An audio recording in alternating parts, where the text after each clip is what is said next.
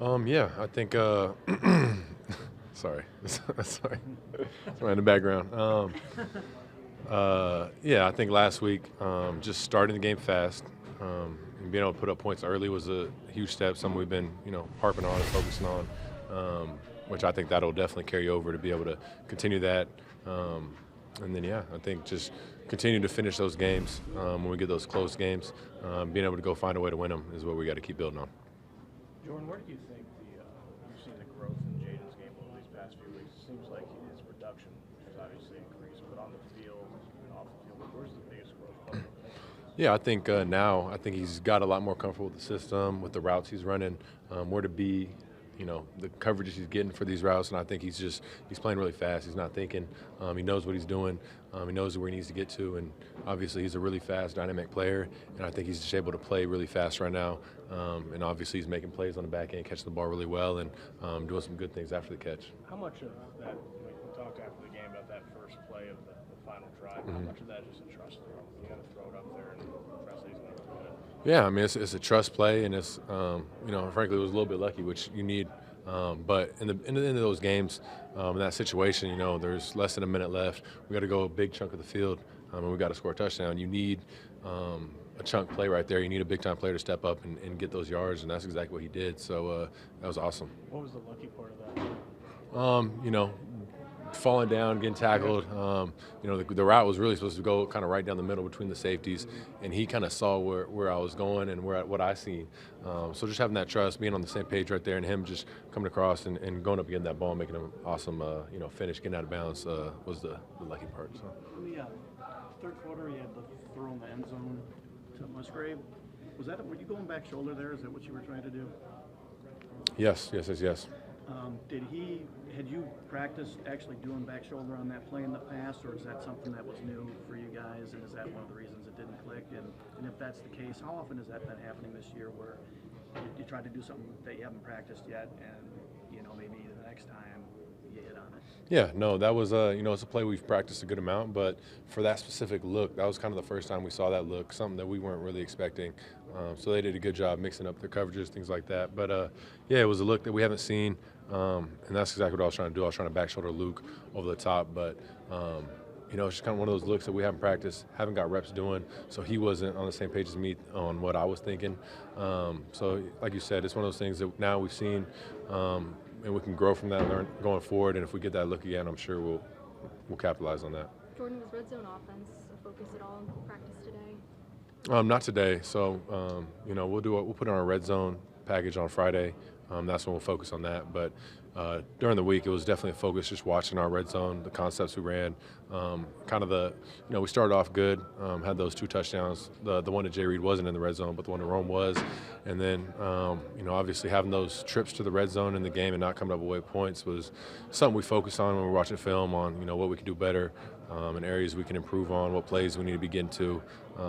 But we'll focus on our red zone stuff on Friday. Matt was saying he thought you guys handled Steelers' 2 edge guys pretty well. How much of a building block can that be given the 2 guys the Packers have on the edge? Yeah, no, I think O-line did a great job last week just handling all the stuff they kind of thrown at us, and obviously handling those 2 dudes on the edge. And it's kind of the same situation this week. 2 really good rushers on the outside, good interior guys. So we'll have a similar plan, and we got to just, I trust those guys. They're gonna go handle business out there. Give me a clean pocket to be able to get the ball out. So. Jordan, you've been in a variety of different types of games so far through 9 games, but you guys really haven't had a shootout type of game. Given the offense that you're playing, is that something that you kind of have to sort of mentally prepare for? That this could be, a game where you just got to match them, drive for drive. I mean, I think every game you got to have that mindset that you never know what they're going to do offensively, but you always got to be able to match them and obviously go one step above. And when the defense gets a stop, we got to go capitalize on that, put up points. But that's kind of the mindset we're always ready for. Is we got to. Really, just going forward, we got to be able to put up points on every drive. Just kind of focus on doing us, focus on what we're doing. We got complete trust in the defense that they're going to get those stops when we need them to get those, and we just got to go up there and put up as many points as we can, honestly. Our shootout game is fun. Yeah, I mean, I think when you're rolling as an offense and you're able to, it doesn't matter what the defense is doing. You're able to just kind of do your thing, put up those points, and match whatever the other offense is able to do. I think that's always fun. And then it just, it comes down to the defense, just being able to get that one stop. But I think just anytime we can focus on getting as many points as possible, putting up points early on, and taking a little bit of pressure off our defense where it's not like, we're playing from behind and we got to, catch up. I think that'll help. Jordan, back-to-back weeks, I think Keyshawn put you guys right around the 50. Just what kind of jolt does that give to an offense, especially coming out of the break like that, to be able to get that kind of field position? Yeah, it's huge. We're over there watching him return it on the side, and we know what type of returner Keyshawn is, and he just takes one crease for him to get loose, and it's always awesome to see him when he can find that seam and get down the sideline. And we're always ready for him to take it to the house, but it just gives the offense a little bit of energy. And also knowing that you don't have to go as far on the field. So we got to do a better job of taking advantage of those opportunities when he puts us in good field position and coming away with points. Jordan, do you have any connection with Herbert other than, coming out together? And, I don't know if you've ever worked out with him or anything like that in California. Mm-hmm. What's your impression of him, and what have you always liked about his game? Mm-hmm. Yeah, no, me and Justin, we trained together in the offseason at the same place. We trained together coming out of the combine. He's a great dude. He's fantastic. I think he's balled out, starting right away. His rookie year was awesome, and then I think he's just continued to stack that. He's a great player, and he's been doing some really good things. And I think it's awesome to watch, all the guys that came out with me in that draft class just doing big-time things. And, he's deserving of everything that's come to him so far. You guys ever check to see who can throw it the farthest? Just to see what? Sorry to hear. Who can throw it the farthest, and who has the, No, we haven't done. per hour? No, we haven't done any of that stuff. No. Is there anything specific the last couple of weeks you can pinpoint that's helped get the downfield passing game going? No, I think it's just something that we just got to keep going, keep working at, keep improving that daily. But I'm just giving those guys the opportunity to go make plays down the field. And yeah, I can't pinpoint one thing that's changed or been different. But just trying to be a more accurate passer downfield, give them those chances, those opportunities, and obviously just reading out the plays and taking advantage of the looks we get downfield. But nothing's really changed. Jordan, Matt mentioned after the Rams game the idea of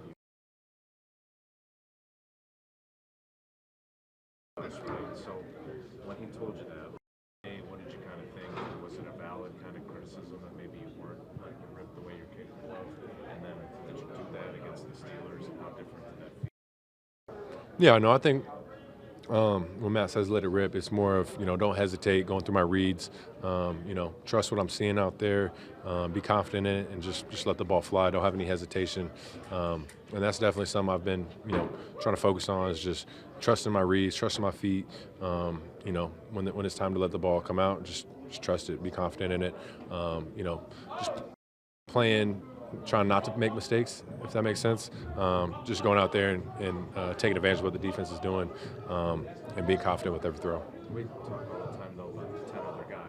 That's obviously, that's trusting that the guys in the patterns are going to be where they need to be. Mm-hmm. That's not always going to be the case, right? They're young guys who make mistakes. So how do you trust it when you know there's a chance that maybe trusting it will not end up the way you want it to? Yeah, sorry.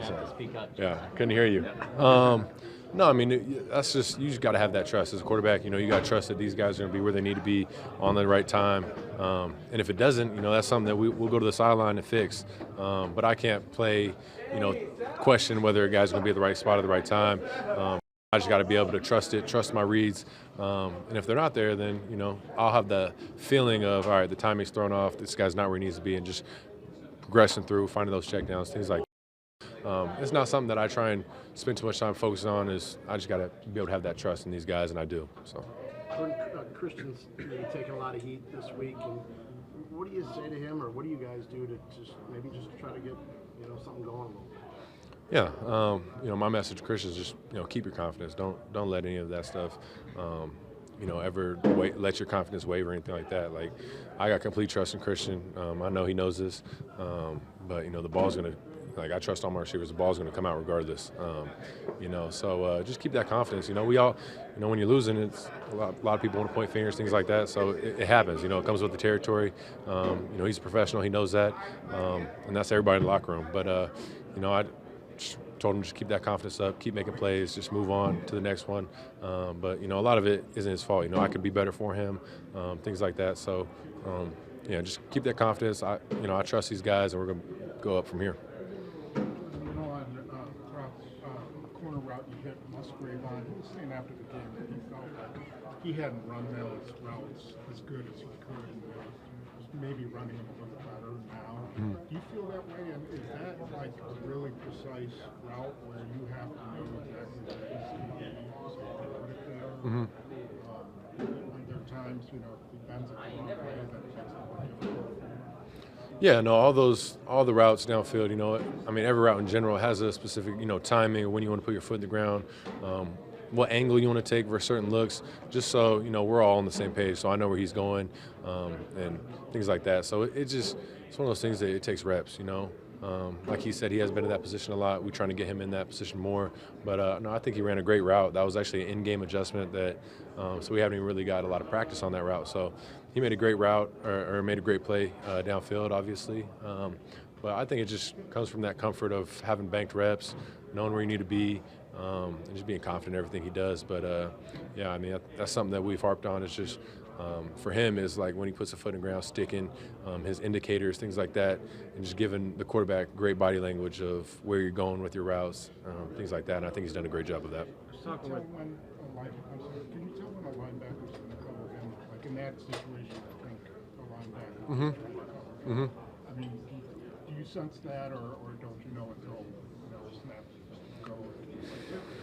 No, we knew. That was a man coverage look, which is, usually you can kind of tell right away where you'll get some indicators, things like that. But those are the matchups that you want to take advantage of when they put a linebacker out there with one of our faster guys on offense. So those are all the little matchups that you try to take advantage of, what the defense does, things like that. I was talking with David Yost this summer. He said that you and Herbert got to know each other quite a bit during the combine. Do you have any fun stories to share about your time at the combine with them? And have you guys kept in touch over the years? Yeah.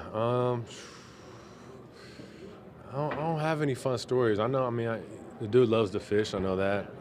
But we've had plenty of time around each other. Like I said, the combine we were together, and then he obviously trains in Orange County area. That's where the Chargers facility and all that stuff's at. So we train together in the off season. So we see each other a good amount. But no, I don't have any crazy stories. But yeah, Yost, obviously he coached me, both of us, in college, and he's a great guy too. But no, I got nothing but good things to say about Justin. What's it been like for you? Your careers have been a little different at the beginning, obviously. Just to watch kind of the success that he's had. How much did that kind of make you crave your chance even more to watch it go? Yeah, no, it's I think it's really all those guys that are in my draft class. It was awesome to see. They all kind of got their opportunity, and they've all made the most of it, and have been playing at a really high level. So, it was something that, sitting on the side, I was definitely eager to get my opportunity and get in there and be right there with those guys. But, it gives you confidence to see guys that you came in with, that personally playing at such a high level. But, I'm proud of all those guys, and obviously now I'm right there playing with them. So. Matt said Monday that when he's going into a game coaching against a quarterback that's an elite guy, he knows that you're probably going to have to put some points on the board. As a quarterback, do you have the same mentality going in against a guy like Justin Herbert? Like, okay, this is a week we're going to have to score. I think every week you got to be like that. We see so much, there's so much talent on the field on the opposing offenses. The playmakers, who they are, and things like that. So, we trust our defense and their game plan, but some of these teams, they're really good. So I think this is a team as well. They got some explosive playmakers on offense. Obviously, quarterback plays at a high level. So, we know going into it, we're going to have to play at our best, put our A game out there. But it's always the memo to, or the message that we got to put up as many points as we can, and kind of not even have to put our defense in a position where it's like, all right, go get that last stop so we can win, but put up so many points that they're able to kind of breathe a little bit, Two more for Jordan. I know you got a lot on your plate after games, but did you notice your receivers had this kind of gathering? I wasn't in Pittsburgh, but It sounds like they've got together for quite a while. Mm-hmm. Did you notice that, and what does that tell you about how conscientious those guys are trying to be better for you? Yeah, no, I saw them over there talking, and it's awesome to see. They're over there trying to figure out. I think they're just talking what happened in the game, things that happened, looks they got, things they could be working on and improving on. So, that's what you want to see. You want to see guys coming in trying to figure out, find the answers to. Obviously we're not winning right now, so what's going to fix it? So. And that's a positive thing that you want to see, and I think everybody has that mindset of trying to improve, trying to think of what's going to help us, and find those answers to fixing the problems. Are you much of a fisher? No, I'm not a fisher at all. You ever ask you to hey, you want to tackle? Yeah, I mean, he goes a lot down there, but I'm not very into that, so I'm like, I'll Not your pass. thing. Nah, not my thing. So.